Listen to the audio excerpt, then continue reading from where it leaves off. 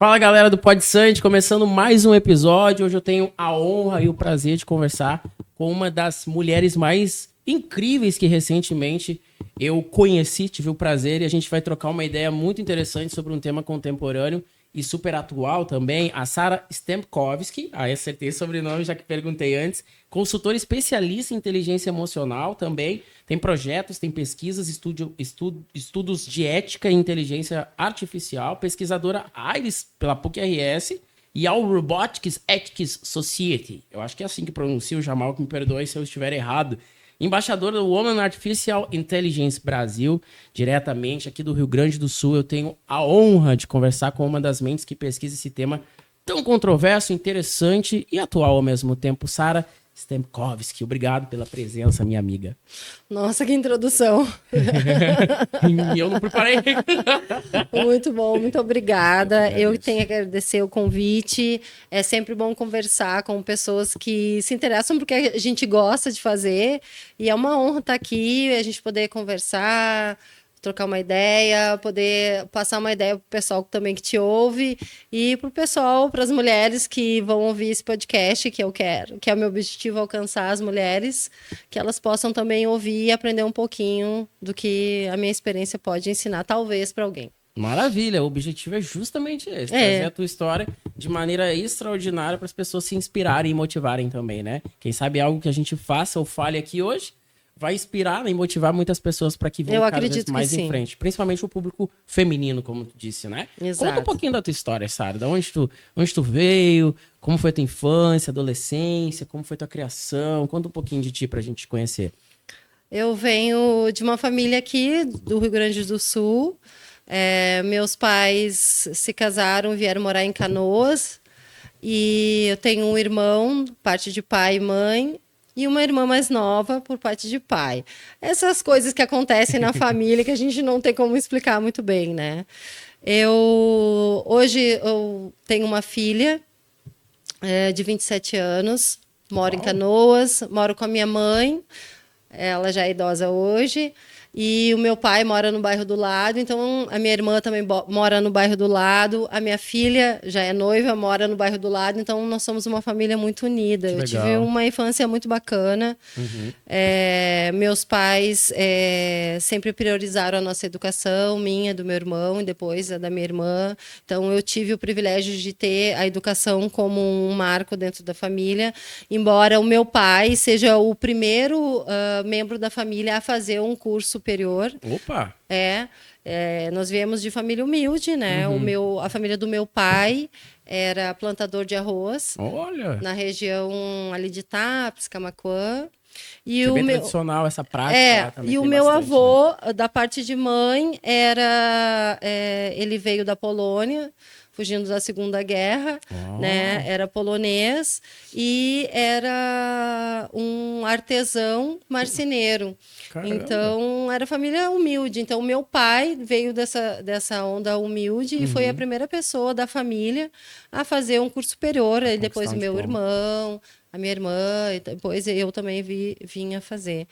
Mas a minha história não é diferente de todas as outras. A gente tenta sempre evoluir, sempre trazer, através do nosso trabalho, um bem-estar para a nossa família, né? Enfim, eu sou uma mãe solo desde os 7 anos da minha filha. Então, hoje o meu objetivo é, através do meu conhecimento, das minhas oportunidades, dos meus privilégios, eu tento impactar outras mulheres e outras pessoas que não tiveram a trajetória que eu tive, que eu entendo que foi uma trajetória de privilégios. Eu tento hoje, através do meu trabalho, trazer oportunidade para outras pessoas.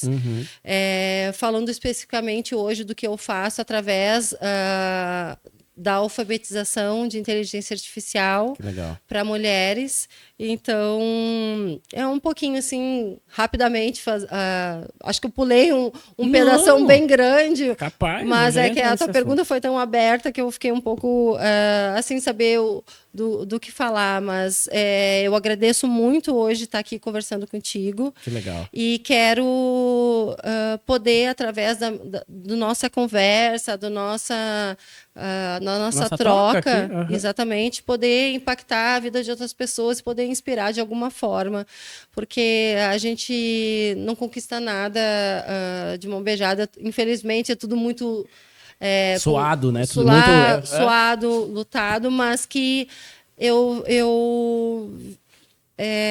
digo que quando a gente tem uma força, não importa de onde você tire, mas que você tenha essa força interna, a gente consegue conquistar, a gente consegue avançar, a gente consegue ultrapassar barreiras que às vezes a gente talvez acho que somos pequenos diante dela, mas de onde você for buscar a força, você consegue. Eu acredito muito na força do ser humano. Uhum. Tu acha que todo mundo saindo de qualquer lugar consegue alcançar o objetivo que quiser? Ou tu, de repente, tem uma visão mais Chekhov, assim, tchecoviana, que é, não, pessimista. Não importa. Se você nasceu muito, muito distante, por mais que você sonhe, lute, batalhe, não vai conseguir chegar em determinado lugar para alguém que, como tu disse, tem alguns privilégios a mais, ou de repente arrancou na corrida com mais condição, assim, vamos dizer, né? Não só financeira, mas às vezes familiar, estrutural até, né? Eu acredito que todos podem, mas eu acredito que a luta não é igual para todos. E talvez por ter essa luta desigual, nem todos consigam, que é a nossa realidade, alcançar. Mas a gente sabe que o ser humano, quando acredita em si, ele busca forças extraordinárias e são inexplicáveis. Tem gente que vai dizer que é Deus, tem gente que vai dizer que é uma força interna, enfim, não importa de onde vem. Quando a pessoa acredita, ela pode, sim. Mas é claro que quando a gente pensa em pontos de partida e eles não são iguais, a gente não pode ter a mesma expectativa. Eu acredito que não é igual para todo mundo.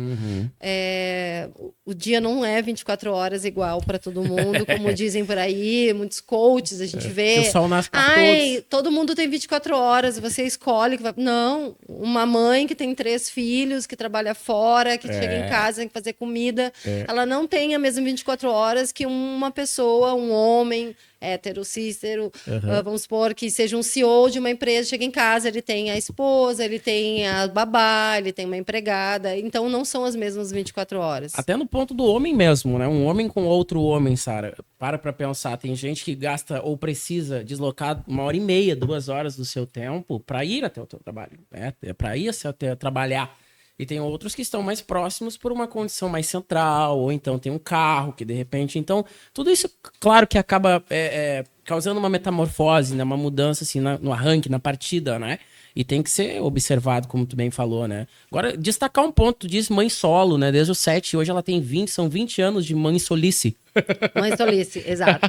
Não sei que palavra existe, se não existir, deveria existir, que ela é boa, né? Ótima, boa, gostei, vou adotar. Como tu faz para administrar tudo isso? Não só a parte da pesquisa, como também cuidar dela durante 20 anos, né? Como também se preparar para continuar. Eu vejo que você sempre está estudando, buscando, avançando, né? E trazer essa temática, né? Com enfoque da alfabetização, né? De inteligência para mulheres. Como que tu lida com isso? Concilia como isso? Sendo mulher, com as tuas necessidades, com as tuas vontades, com a tua, enfim, família também, irmão, né? E outras pessoas. Agora ela já é adulta, né? Sim. Então agora tá muito fácil. Agora tá tranquilo. Agora tá tranquilo. Mas nem sempre foi assim. Então não é fácil. É a luta de toda mãe que a gente vê na novela, repetir. Parece. Todo dia a novela mostra a mesma coisa, mas é a vida das mulheres hoje em dia. A gente sabe que a maior parte das famílias são comandadas por mulheres hoje. Então, não é uma coisa fácil, porque o mercado de trabalho ele não é amigável para a mulher. Eu já sofri preconceito dentro do mercado de trabalho por ser mãe solo. Capaz? De ouvir assim, mas tu vai trabalhar aqui, tu vai ser gerente, tu vai trabalhar 12 horas, e quem é que vai ficar com a tua filha? Tem alguém que fica com a tua filha? O homem, ele não sofre esse tipo de questionamento quando É. ele vai para uma vaga de trabalho, né? Muitas vezes também não tem a rede de apoio, também que as pessoas não entendem que nem todo mundo tem a tal da rede de apoio, né? Exatamente, mas assim, eu já sofri esse tipo de preconceito, já cometi preconceito em relação à mulher. Quando eu entrei numa startup chamada LiveUp, é uma startup de alimentação de São Paulo, eu fui contratada para montar a distribuidora aqui no Rio Grande do Sul. Opa. E foi a primeira empresa com pensamento jovem que eu tive um impacto. Porque até então, as empresas que eu trabalhei pensavam como eu aprendi errado e tinham preconceito com a mulher. Então, foi a primeira empresa que eu aprendi que homem e mulher eram iguais perante o mercado de trabalho, deviam ser tratados iguais, Claro. idades iguais, porque não é assim no mercado de trabalho até então. Eu digo na minha época, porque né, faz algum tempo já, mais de 25 anos que eu trabalho no mercado, eu estou no mercado. Então hoje De mudou inovação, muito. tecnologia. Não, o mercado de trabalho em si, digamos, como tu total, falou, geral. mãe solo não é fácil administrar o trabalho, porque a mãe solo, Tua filha tinha ela... 2 anos, então, quando Não, a minha filha tinha 7 anos. 7 aninhos. 7 anos, quando eu me divorciei do pai dela. E desde então eu mantenho a casa. Claro. Pensão alimentícia, isso não... Isso é uma... Era uma, Era uma um- ilusão Era na uma época. utopia.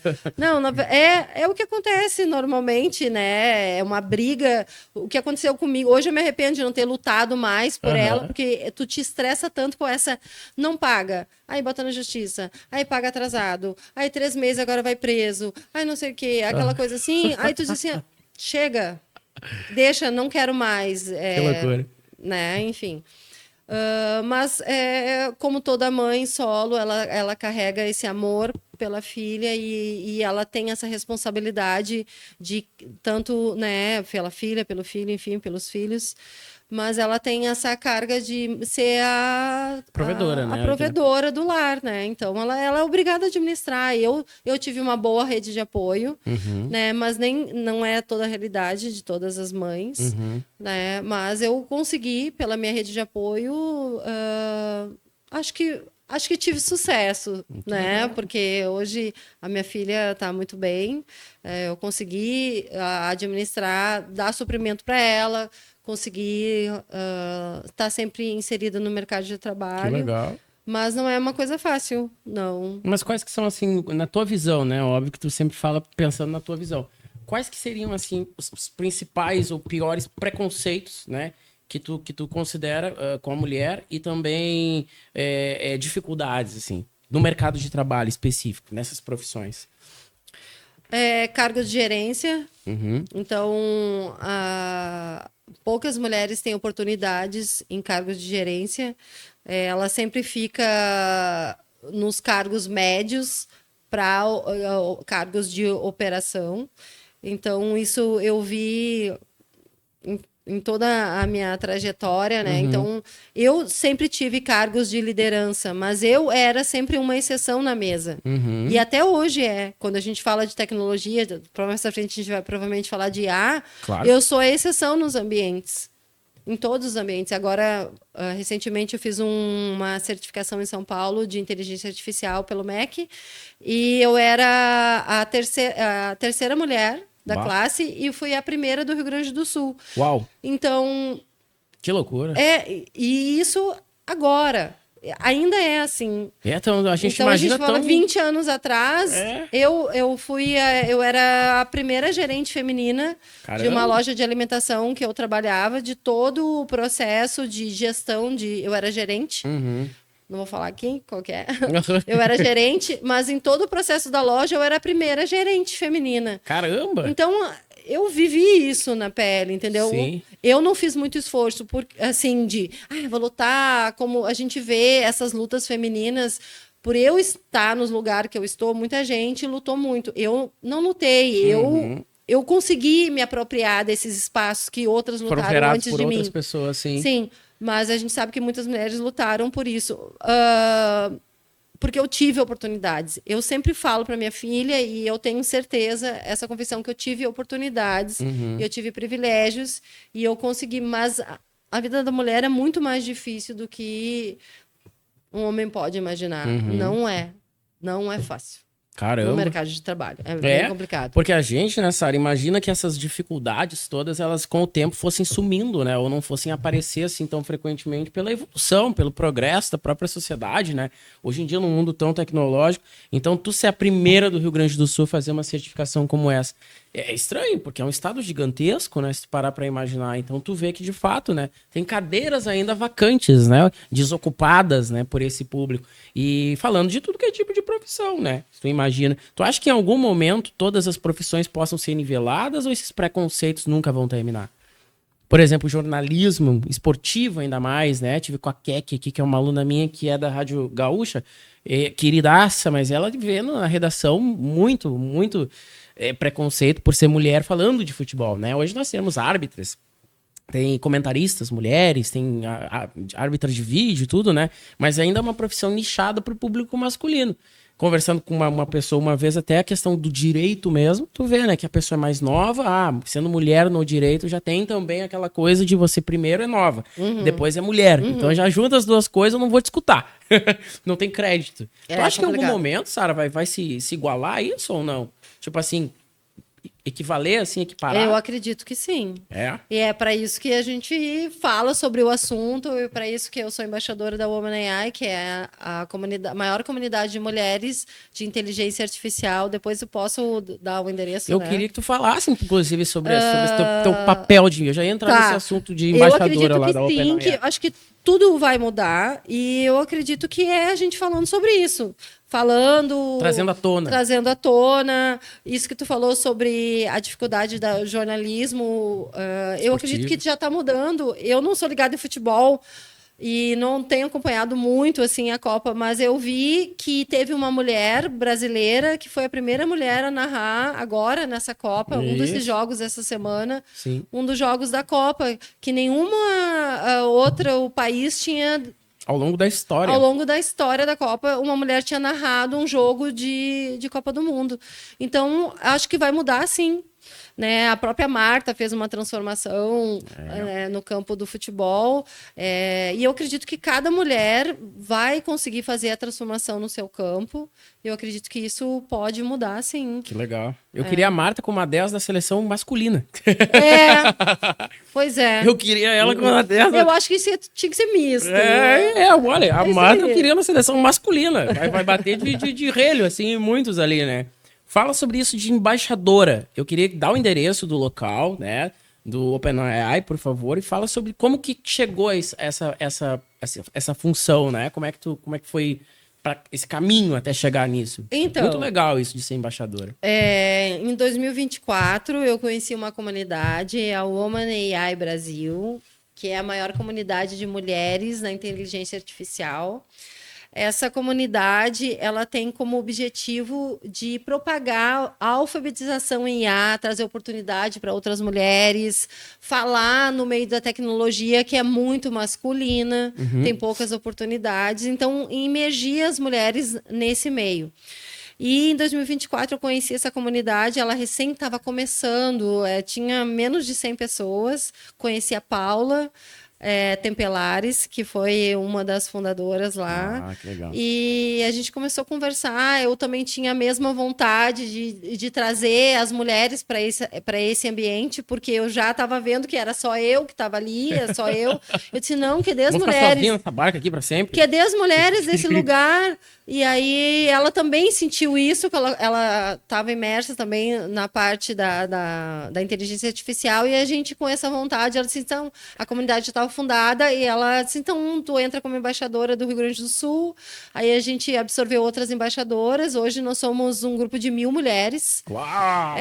Dentro do grupo a gente tem vários treinamentos, capacitações, negócios, tem rodadas de negócios. Agora, em maio, a gente fez uma rodada de negócios em São Paulo, que foi sensacional. Muito dinheiro envolvido também. Mulher adora dinheiro também. Não pense que mulher não gosta de dinheiro, que mulher gosta de dinheiro.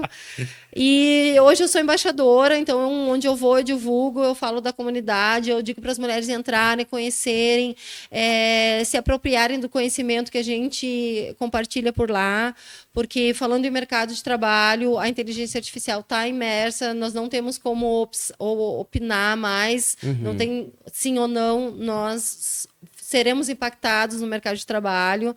As mulheres, principalmente, serão mais impactadas, porque elas estão nos cargos que serão mais impactados, que são os cargos administrativos de cognição, assim, de pensamento de cognição. Então, são os cargos que vão ser mais afetados agora. Então, a minha vontade com a comunidade é trazer essa conversa, porque a gente possa falar, as pessoas, o que que é? Quando ela disser assim, o que que é... Tudo que tu quer. Deu. Tudo que tu queria ouvir. Aí a mente, né, ela tá apta a ouvir informações. Tá aberta para aprender, aberta para ouvir. Quando a pessoa não sabe que ela tem um problema, ela não vai resolver. Claro. Então, quando ela desperta o problema, é que ela vai resolver. Então tem que ter o diagnóstico, né? Eu acho isso muito importante, né? A gente fala às vezes assim, mas e o que eu vou fazer? Primeiro, tu tem que diagnosticar, né? Você tem que ter noção daquilo ali, porque qual que é o problema? Agora que eu sei, então agora eu consigo tratar isso, né? Ou me informar, né? Eu acho que o grande problema é a informação. Apesar de eu acho que na verdade não é a informação, é o conhecimento. A informação tem muito. Até tem um livro que chama, acho que Detox Digital, e o Augusto Cury escreveu algo sobre isso também, acho que ano passado ou retrasado. Eu tive a oportunidade de 2 vezes conhecê-lo, né? E ali no Araújo Viana, todo mundo que eu falo isso e falo sabe da importância que o Augusto Cury tem para o Brasil, sim, né? Eu tenho livros dele. Eu fiz um meet and greet com ele ainda, apertei a mão dele, ali conversei com ele, fiquei 10 minutos, que ser humano iluminado. Palestra sobre o fim da inteligência emocional e o início da gestão da emoção. Ele escreve um pouco, tem muita informação hoje, mas pouco conhecimento. As pessoas estão com uma overdose de informação. E isso prejudicou, né? Quando era para melhorar, crescer, na realidade, tu não sabe onde buscar. E o que é verdadeiro ou não, né? Como o advento das fake news. O que é verdade no meio desse bolo de informação, né? Essa é a pergunta do século, né? O que é verdade que está na internet? Eu digo para minha mãe, né? Eu moro com ela, eu cuido dela, eu digo, tudo é mentira. Tudo é mentira que tá na internet. Parte desse princípio. Porque sim. Porque ela acredita que tudo é verdade. Ela tava num looping, assim, de... Olha aqui, morreu a fulana lá da novela. Porque o cantor tal, não sei o quê. Mãe, não é fake news, é mentira. e ela acredita, né? Enfim... E aí eu digo, tudo é mentira. Parte desse princípio. Sim, para pessoas mais velhas em geral, esse conselho é fundamental, viu, gente? Olha, é mentira, tá? É mentira. Volta e meia, minha mãe aparece. Tu viu que vão pintar o Cristo Redentor de azul? Da onde? Mas mãe, que nunca vão fazer isso. Que coisa eu vi na internet. Então já é excelente. Tudo é mentira, tá? Aí depois a gente vai ver o que é verdade. Vai ver o que é verdade. Que nem quando te ligam também, né? Caindo em golpes até hoje, né? Isso é muito, muito maluco. Então tu não sente que a geração é a geração mais informada, mas menos conhecedora? E esse trabalho que tu faz é muito fundamental, importante, justamente pelas capacitações. Eu vi que vocês têm palestras, eu vi que tem muita troca, muita conversa coletiva, um núcleo de 1000 mulheres. Imagina o que isso não representa, né? No impacto no mercado de trabalho e também para frente, né? O que tu vê da sociedade de hoje? Muita informação, pouco conhecimento, faz sentido isso para ti ou pensar algo diferente de repente? Não, eu acredito que a forma de absorver o conhecimento está mudando muito, né? E a sociedade está mudando como um todo, em todo sentido. E quando a gente fala de excesso de informação, é exatamente o que acontece hoje na internet, é excesso de informação, pouco conhecimento, a gente não sabe onde a informação é verídica, onde é verdade, onde é mentira, a gente não sabe mais onde procurar. Né? Eu falei da minha mãe, idosos, caso extremo, mas hoje uma notícia na internet tem muitas fake news. Muita. A gente tem que ver muito da onde vem a fonte da informação para poder absorver o conhecimento.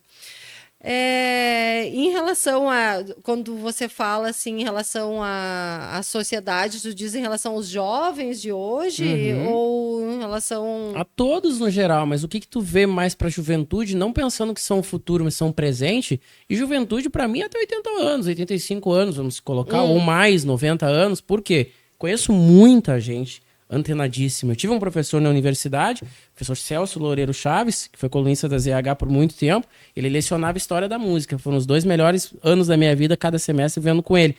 E ele era um senhor de já os seus 68, 70 anos, assim, que falava de coisas. Você viu que na Bélgica inauguraram não sei o quê. Eu falo, meu Deus, como é que tu... E me ensinou muita coisa, super antenado, não só por ler, mas também por buscar, né? Então a mente, o cérebro, ele não envelhece. O Cury fala isso, né? A mente mente e o cérebro não envelhece. Essa que é a realidade. Então a idade, claro que o corpo sente, né? Mas essa pergunta é no âmbito geral, assim, não somente para jovens, assim. Tu acha que essa informação e essa falta de conhecimento agrega, soma, é a visão que eu tenho, mais ou menos, que é muita overdose, entendeu? Já tem pesquisas que dizem que essa geração é a primeira geração que não é melhor que a anterior. Uau! Porque eu não vou saber a fonte, mas eu já vi em várias reportagens sobre isso. Depois a gente pode procurar e deixar para o pessoal olhar. Que legal. Que é a primeira geração que não evoluiu em referente à anterior, né? Por causa desse excesso de informação. Tem um filósofo que disse que ele era contra a escrita. Se eu não me engano, foi... Não vou falar, porque eu vou errar. Mas depois...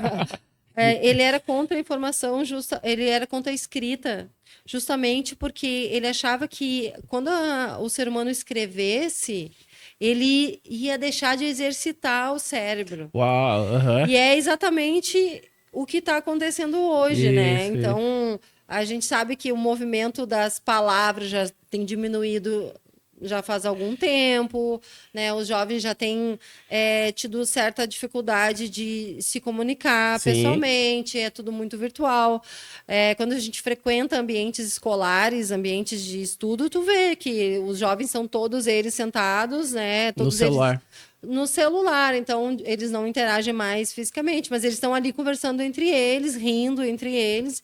Então, essa questão da sociedade muda muito, a questão do ensino muda muito, Exato. Coisas cognitivas mudam muito. Eu acredito que, em relação à inteligência artificial, ela vai agregar muitas coisas de produtividade, mas ela vai, com certeza... É que nem a calculadora. A gente hoje não faz conta mais de cabeça, a gente faz na calculadora. Coisas, a gente não vai fazer mais pesquisas manuais, a gente vai fazer pesquisa com a inteligência artificial. Então, coisas a gente vai substituir. Tem coisas cognitivas que a gente vai substituir.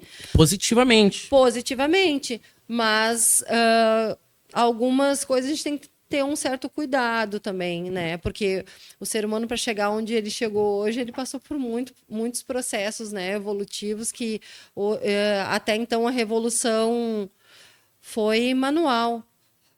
As máquinas substituíram os músculos. Agora as máquinas estão substituindo o cérebro. Então é a primeira vez que isso acontece. Então a gente não sabe na geração daqui a 20 anos como que vai ser o mercado de trabalho, como que aptidões as pessoas vão ter que ter para estar no mercado de trabalho, enfim, para estar em sociedade. Vai mudar muita coisa. Porque é a primeira vez que uma máquina substitui o cérebro. Uau. Até então as máquinas substituíram os braços, né, das pessoas. Muito doido. Uma coisa maluca que eu tava lendo um artigo sobre, Sara, que é bem legal, que é as profissões que vão incrivelmente serem mais valorizadas daqui a 10 ou 15 anos são exatamente as que ninguém mais quer fazer.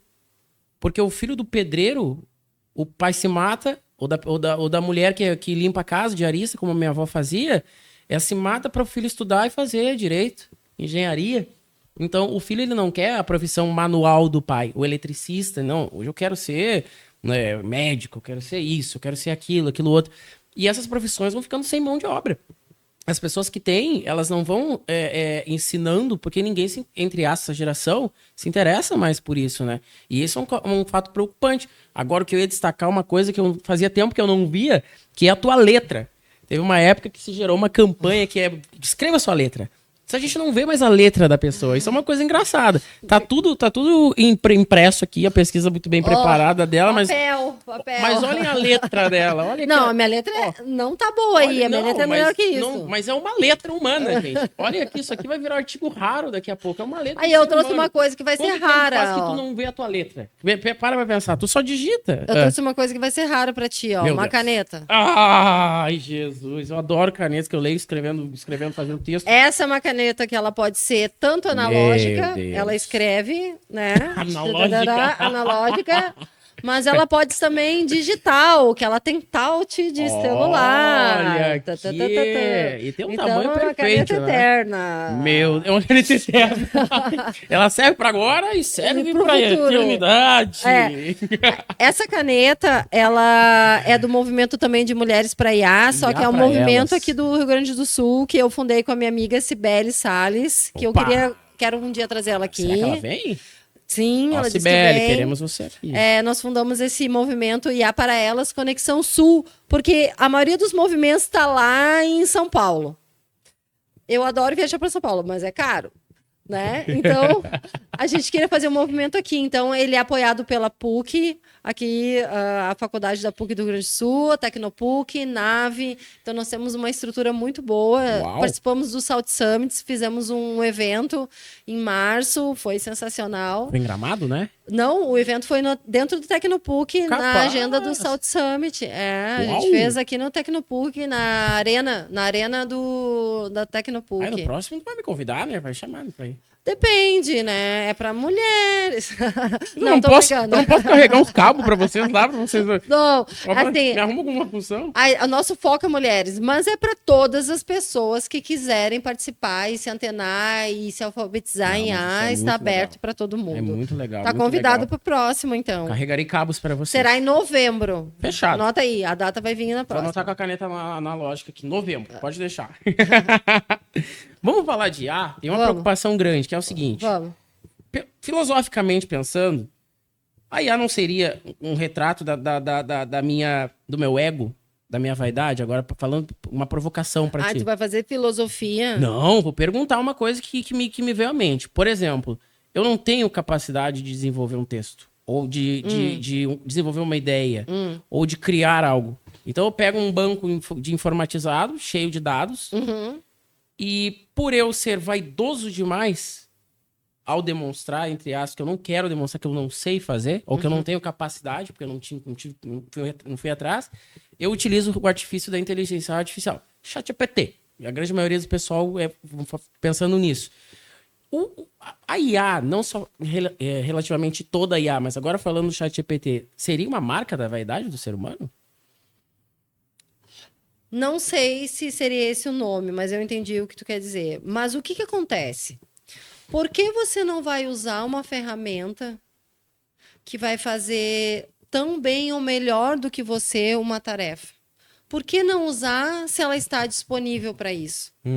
Pode ser que seja vaidade, como você falou, mas pode ser muito mais do que vaidade. Pode ser ganho de produtividade, pode ser ganho de tempo mais com a minha família, pode ser mais dinheiro no meu bolso, pode ser várias coisas. Então, depende do viés, depende muito do ponto de vista.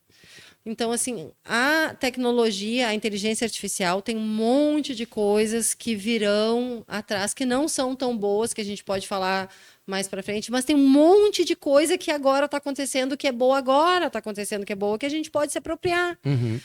Pode ser vaidade? Pode, mas vai melhorar a qualidade do meu trabalho, vai diminuir o tempo que eu vou estar envolvida, vai me dar mais qualidade de vida, vai me dar mais dinheiro, vai me dar mais escala, vai me dar mais quantidade. Por que não usar? Tá ali, tá pronta. Foi uma coisa desenvolvida por nós. Nós, seres humanos, criamos a inteligência artificial para fazer o trabalho que a gente não quer fazer. Todo mundo quer minimizar o trabalho. É verdade. Quer ficar mais tempo de boa. Quer ser malandro nessa profissão. Chegou o momento de ficar mais tempo de boa, de usar a IA para fazer as coisas que a gente não quer fazer e fazer o que a gente gosta de fazer. É mais ou menos isso. Legal. É assim que a inteligência artificial tem que ser encarada. Não... Claro, tem essa questão dos empregos, tem estudo que vai acontecer, São dados, são estatísticas que estão mostrando, são pesquisas que estão mostrando para nós que a automação e a tecnologia ela vai acontecer antes da requalificação. Uau. Então, vai ter um gap aí, vai ter um problema social que os governos vão ter que operar, mas que a longo prazo as pessoas vão poder trabalhar naquilo que realmente gostam, porque o trabalho chato vai ser feito pelas máquinas. Uhum. Mais de centenas de profissões vão deixar de existir nos próximos 5 anos, né? Isso é fato. Né? Centenas de profissões. Talvez você esteja nos escutando, essa profissão vai deixar de existir. Não vai mais existir essa profissão. E aí você vai ter que, como a Sara tá citando, se requalificar e se adaptar, ser resiliente. Eu acho que essa é a marca, né, do ser humano. Porque se você não for resiliente, você não vai conseguir se promover, ou se enquadrar, ou se recolocar nesse mundo que é um mundo real, não é uma coisa que está por vir, né? Então, perfeito. Agora, pensando nas coisas ruins, tudo isso que tu citaste foi a parte boa, né? Tu falou, a longo prazo, ou em algum momento vai acontecer algumas coisas que podem realmente ser negativas dentro disso. O que tu imagina, Sara, que seriam essas coisas, assim? Ensina pra gente. Eu acredito que vai chegar um momento que as pessoas vão ser separadas em 2 grandes níveis. Opa. As empregáveis e as não empregáveis. Porque a tecnologia ela vai estar tão presente no mercado de trabalho, em trabalhos que a gente conhece hoje, de baixa complexidade, de média complexidade, que as pessoas que não souberem interagir com sistemas automáticos, autônomos de inteligência artificial, que vão fazer esse trabalho que a gente não gosta de fazer e que a gente reclama que não gosta de fazer, as máquinas vão assumir, então as pessoas vão ter que saber gerir esses sistemas, coordenar, programar, ensinar esses sistemas. São pessoas que vão ser muito qualificadas. São pessoas de alta qualificação. E a grande massa ela não vai conseguir acompanhar, tanto por questões de oportunidade, que a gente falou no começo, dessa desigualdade. A tecnologia ela tende a aumentar essa desigualdade. É uma realidade. E essas pessoas não serão empregáveis por um período de tempo, até que a geração de trabalho ela se remolde, se mude, né? Mude a geração, e essa geração que está nascendo hoje, que está aí, não digo no ensino médio, mas no ensino fundamental, ela já está crescendo com essa realidade que ela tem que absorver a inteligência artificial no mercado de trabalho, embora as escolas e faculdades ainda não estejam preparadas. Opa. Então, isso é um outro gap. Como assim? Preparadas para assimilar essa... Não se ensina. Hoje, o profissional que está se formando hoje, que se formou em 2025 agora, dezembro de 2025, ele não sabe nada sobre inteligência artificial. Ele não estudou nem no colégio e nem na faculdade. Então, ele vai para o mercado de trabalho e tem que saber IA. Então, onde é que ele vai aprender? Não tem. Ele vai ter que aprender cursos que tem por aí. Cursos do MEC, que foi... O que eu fiz, não tem muitos, são poucos. Tu teve que ir até São Paulo fazer, eu tive que ir até São Paulo. Ou tu tem que ter uma formação, um pós, que eu também estou fazendo um pós em inteligência artificial e ciências de dados. Mas, assim, até ele ter o pós, ele não sabe nada, ele não sabe interagir com sistemas, ele não sabe sobre automação, ele não sabe sobre nada. Então, como que ele vai interagir nesse novo mercado de trabalho?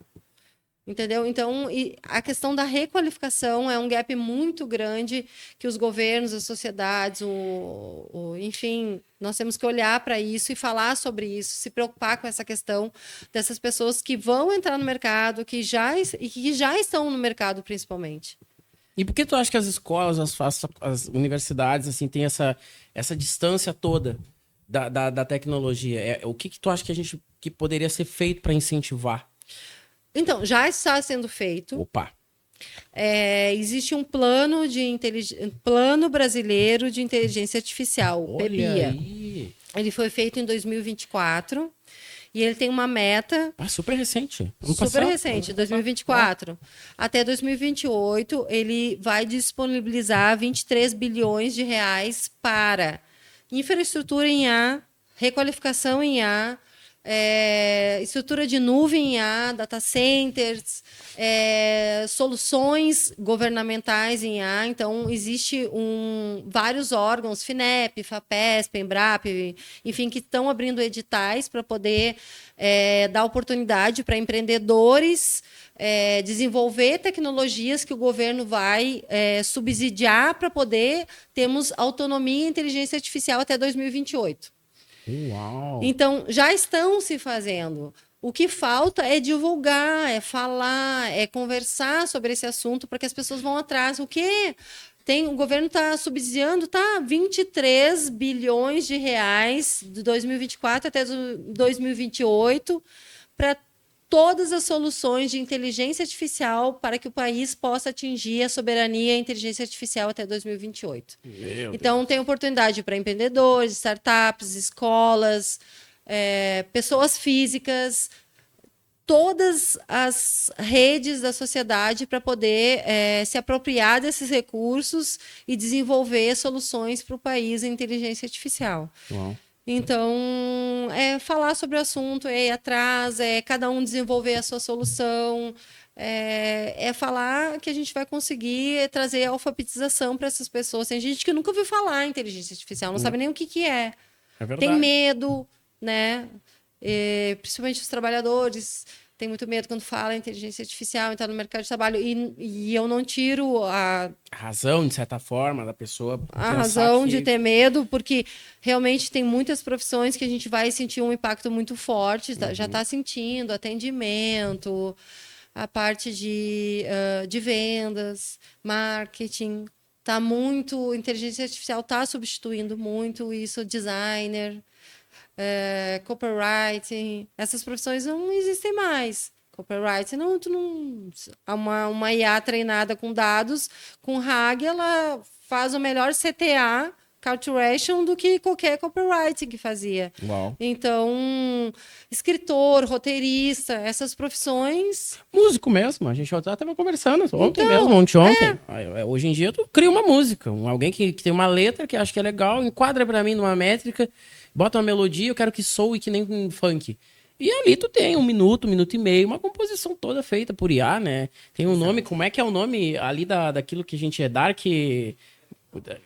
Country, uma música assim, que ela é meio tudo em tom mórbido, assim, toda criada por IA, mas tem umas 15 músicas, sabe? Todas criadas. A letra toda criada, a batida, acrescida, então é uma profissão que não se imaginaria, porque tem acessibilidade artística, uma coisa que tu não pensa assim, pô, isso aqui é um... Tem que ter criatividade. Mas a tecnologia, a inteligência, ela tem essa... Isso é uma coisa absurda, né? Absurda não, que é muito interessante na realidade, né? Ela tem essa acessibilidade, mas tu imaginaria que uma profissão, como tu falou, escritor, pra alguém escrever tem que, entendeu? Tem que ter... Tu acha que a inteligência ela sempre vai depender do ser humano ou em algum momento ela se torna autônoma? Ela não deve se tornar autônoma. Ela tem que sempre depender do feedback do ser humano. Então, a alucinação, que é uma coisa que não se fala muito, porque a inteligência artificial ela melhorou. Desde que ela foi lançada, o Will Smith comendo espaguete, depois bota aí... Como é que ela foi lançada e bota hoje. Então, ela evoluiu muito. Então, foi um dos primeiros vídeos, né, que se botou lá na internet, na inteligência artificial e tal. Então, mas ela deve ser sempre o feedback humano.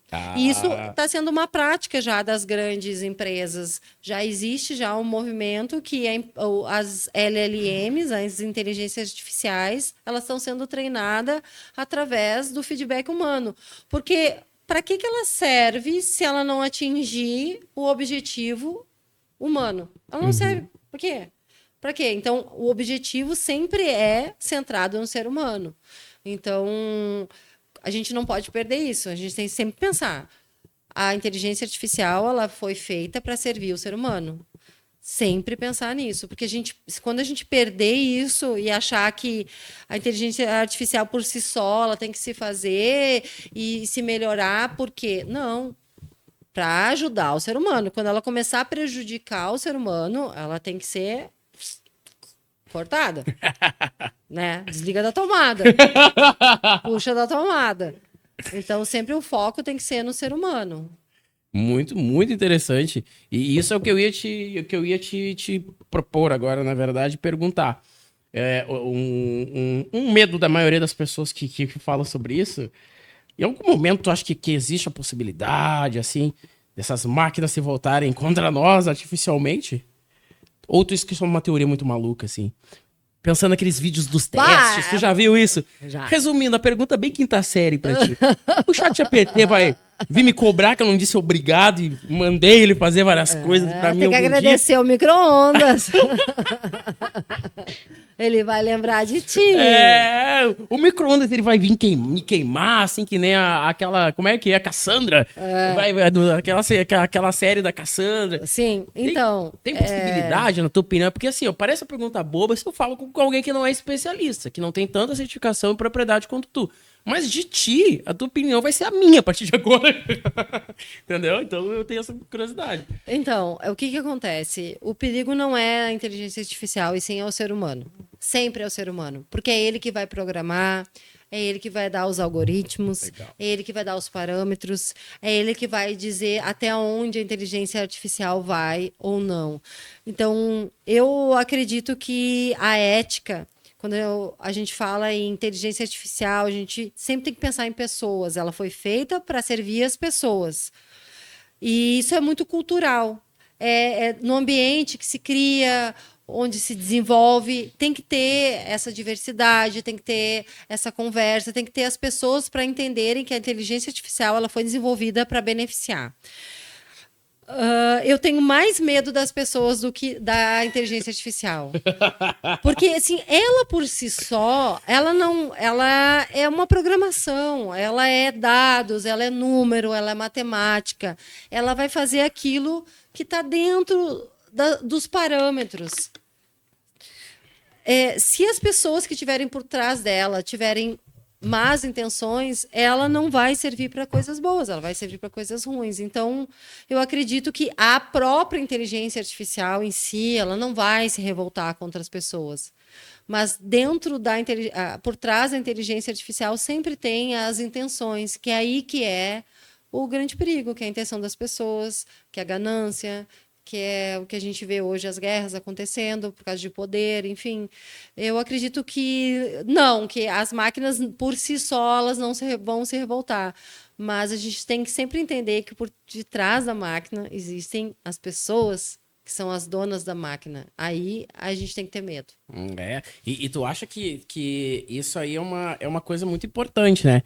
Tu acha que assim, o que eu tenho que fazer agora, dando uma dica para as pessoas que estão vendo, para me informar melhor? Porque isso é uma dúvida que parece boba, mas muita gente acha realmente isso. É diferente da questão emprego, que é uma realidade, que é uma preocupação até aceitável. Agora, a questão de como eu me informo hoje. Eu sou uma pessoa, viu o podcast da Sara, do André, e agora eu gostaria de saber mais a respeito. Quais os primeiros passos? Sou um leigo total em inteligência artificial, mas eu quero me informar. Dar um caminho, assim, uma trilha para eu poder seguir a partir de agora, assim. Então, nós temos muitas ferramentas disponíveis hoje gratuitas que podem informar as pessoas sobre inteligência artificial. A própria Microsoft, que eu sou apaixonada, só porque o meu irmão e minha cunhada trabalham lá, só por isso. Fala o nome. Mano e cunhada? Leonardo Fagundes e Simone Fagundes. Olha aí. Eles moram no Texas, estou lá o ano que vem. Eles moram no Texas. E dentro da Microsoft tem uma trilha de conhecimento gratuito onde todo mundo pode aprender sobre inteligência artificial, desde conceitos até conteúdos práticos. Dentro da OpenAI também tem lá no site, tem Anthropic, tem. Então, todas essas grandes big techs de inteligência artificial, essas grandes empresas, elas têm uma trilha de conhecimento que qualquer um pode ir lá e aprender e conhecer e se inteirar sobre essas ferramentas. Está disponível. Uau. É de graça. É só ir lá e aprender. Muito bom, muito bom. Agora me diz uma coisa, Sara. Tu tem medo de alguma coisa? Falando de medo da IA se voltar contra o ser humano, quais são os teus medos? Eu? Tu? Tenho medo nenhum, não. Tenho medo, eu me dou bem, eu agradeço o micro-ondas. Mas no geral, tem algum medo? Quais são os teus Não, medos? o meu medo hoje é realmente dessa questão no mercado de trabalho. Eu tenho muito medo do que pode acontecer com a sociedade em si. Então, a minha luta hoje é para propagar a inteligência artificial, alfabetizar, mostrar para as pessoas o que como fazer, como utilizar, quais são os meus concorrentes que estão usando, onde eles estão usando, os profissionais do meu nicho estão usando. Então, quanto mais as pessoas aprenderem sobre inteligência artificial, menos elas serão impactadas. Então, o meu medo mais é de ver essa sociedade que está hoje ativa no mercado de trabalho sentir um impacto muito grande. Então, eu não diria que é um medo, eu diria que é uma preocupação, é um propósito que eu tenho de tentar minimizar esse impacto, né? Então, eu tenho alguns projetos de alfabetização em IA. Fale só. Não, são projetos de trazer mesmo dentro do grupo da Women AI, dentro do grupo da IA para Elas, de propagar e trazer esse conhecimento sobre inteligência artificial para o mercado de trabalho, né? Porque essa mão de obra é muito valiosa. A gente não pode achar que ela perde o valor simplesmente porque entrou uma tecnologia. A gente tem que capacitar essas pessoas. Elas têm capacidade mental para absorver conhecimento. Claro. A transição, ela não vai ser no mesmo tempo, mas a gente tem que confiar nas pessoas e fazer o que a gente pode, ao máximo. Muito bom. Sara, estamos nos encaminhando para o fim. Verdade, passou assim, né? Eu te falo. E você falou. E foi legal, não foi? Foi ótimo. tranquilo, tava um pouquinho nervosa, mas Bem pouquinho. É uma conversa. Assim, deixa eu te fazer uma pergunta para irmos encaminhando, Sara, que é a seguinte. Que pergunta que tu gostaria que eu tivesse feito que eu não fiz? Que pergunta? Ai, gente, tu faz... Tu fez todas as perguntas que eu nem imaginei que você faria. É provocativa a entrevista, né? Tu não imaginava que era tão provocativa? Imaginava. Pelas indicações que a gente veio, eu imaginava. Eu acho que você foi incrível. Me perguntou tudo que... Acho que a gente conseguiu falar de tudo um pouco aqui, né? Mas não uma pergunta que você deixou de falar, mas uma frase que eu gostaria de falar. Claro. Para as mulheres que estiverem ouvindo aqui e para todas as pessoas que gostariam de aprender sobre inteligência artificial, procurem a Women AI, que é a maior comunidade de inteligência artificial. E se você é aqui do Rio Grande do Sul, procure a IA para Elas, Conexão Sul. Que nós estamos fazendo um trabalho de alfabetização de IA para que mais pessoas possam conhecer essa ferramenta, se apropriar dessa tecnologia e se requalificar para esse novo mercado de trabalho com inteligência artificial. É isso que eu gostaria de dizer. Muito bom, muito bom. Obrigada. Sara, querida, que prazer te receber aqui. O prazer é meu. Foi uma baita de uma conversa. Foi. Eu espero que tu volte aqui em algum momento com a Cibele, quem sabe. Cibele. Venham vocês duas. Aí vai ser uma troca interessante pra gente ver. E também vamos acompanhando, né? Os rumos da tecnologia, as mudanças tanto aqui quanto no mercado de trabalho. Agora que você já deixou sua mensagem, a pergunta que eu faço sempre no final para cada convidado sabe que daqui a não sei quantos anos, 100 anos, ninguém mais aqui nessa sala vai estar vivo, né? Não.